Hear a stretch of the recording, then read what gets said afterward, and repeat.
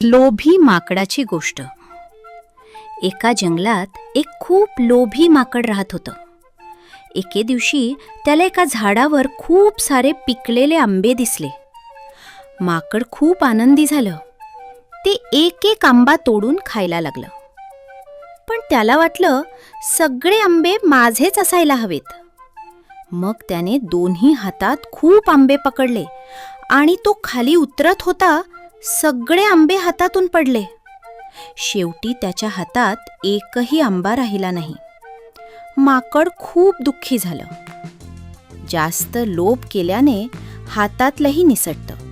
अभिमानी मोराची गोष्ट. एका सुंदर जंगलात एक खूपच सुंदर मोर राहत होता.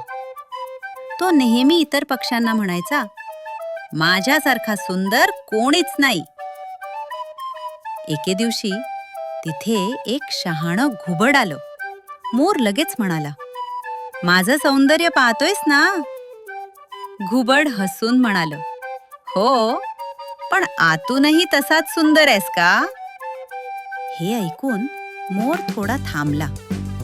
त्याला आपली चूक समजली.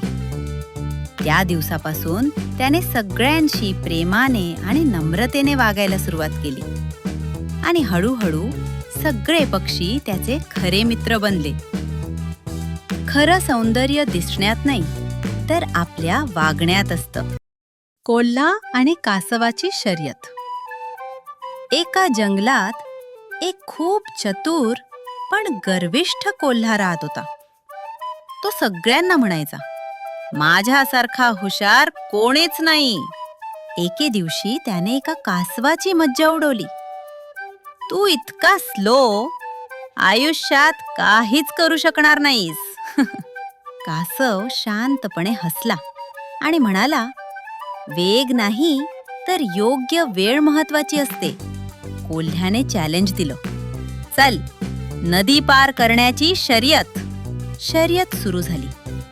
कोल्हा वेगाने पुढे गेला, पण मध्येच नदी जोरात वाहत होती. कोल्हा घाबरला. कासव हळूहळू पाण्यात उतरला आणि शांतपणे पोहत पुढे गेला. थोड्याच वेळात कासव सुरक्षितपणे दुसऱ्या बाजूला पोहोचला. कोल्हा अजूनही अडकलेला होता. तो लाजून म्हणाला, आज समजलो, वेग नाही तर संयम आणि विचार महत्वाचा. संयम आणि योग्य विचार हेच खरे यश देतात.